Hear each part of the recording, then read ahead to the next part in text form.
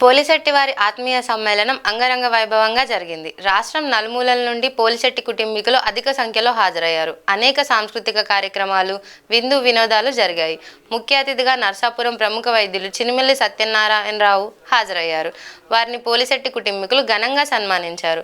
రాబోయే రోజుల్లో పోలిశెట్టి కుటుంబీకులందరూ ఏకతాటిపై ఉండాలని ఈ సందర్భంగా పిలుపునిచ్చారు.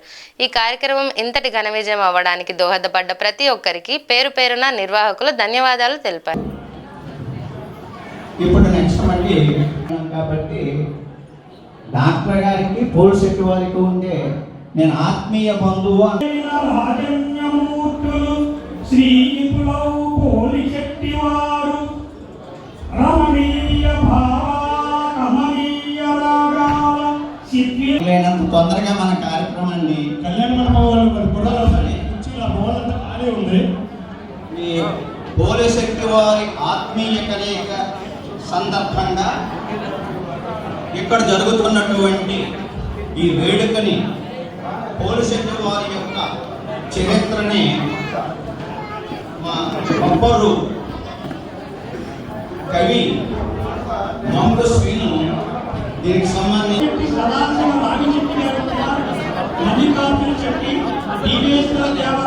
అపార్ట్మెంట్ కట్టారు.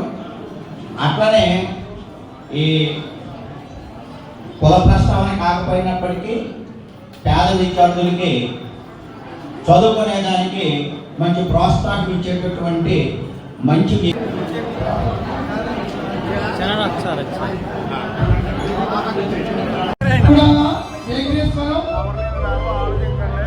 రెండు గ్రామాల నుంచి పైకి రావాల్సిందిగా కోరుతున్నాం. వేదిక వద్దకు రండి.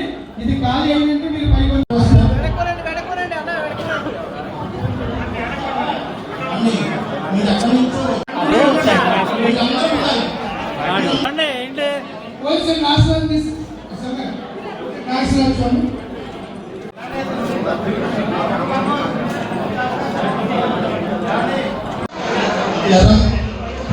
మల్లేశ్వరరావు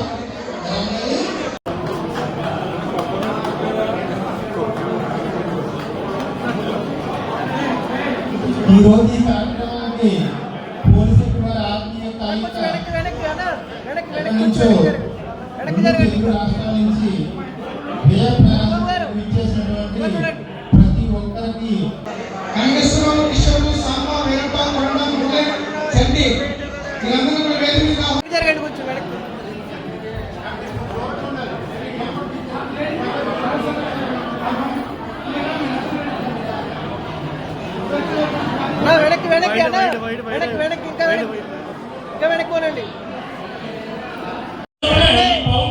డిపాజిట్ చేసి మన పోలిశెట్టి వారికి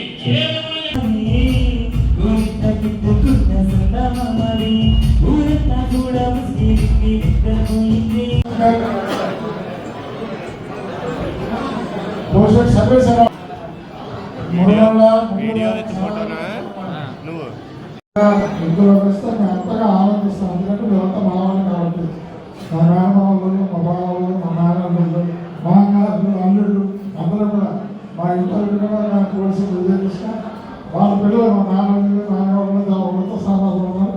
అలా చాలా మంది మీరు ఎంత ఎక్కేదిగా వాళ్ళు మాకు ఆత్మీయులు కాబట్టి మా ఎంత ఆనందంగా ఫీల్ అవుతామని చెప్తూ ఆనందిస్తామని చెప్పి అందరూ కూడా తెలియజేస్తూ మరి ఈ చక్కటి పోలిశెట్టి వారి యొక్క ఆత్మీయ సమ్మేళనం చాలా ప్రమాణంగా ఈరోజు జరగాలని చెప్పేసి కోరుకుంటూ మీ అవకాశం మీ అందరూ కూడా ధన్యవాదాలు తెలియజేస్తూ చాలా దాన్ని ప్రత్యేకించిన ఆహ్వానించినందుకు ధన్యవాదాలు తెలియజేస్తాను. మరి పోలిశెట్టి వారు పప్పంలో మంచిగా మరి అత్యధిక శాతం పోలిశెట్టి వారు మరి కొప్పంలోనే కాకుండా వారు వివిధ ప్రాంతాలకి విస్తరణలో కూడా వ్యవసాయం పాల్గొని వస్తారు. ప్రథమ హైదరాబాద్ రామచంద్రరావు ప్రముఖ న్యాయమైన హైదరాబాద్లో ఉన్నారు. ఆ విధంగా వివిధ ప్రాంతాలకి విస్తరించున్నారు.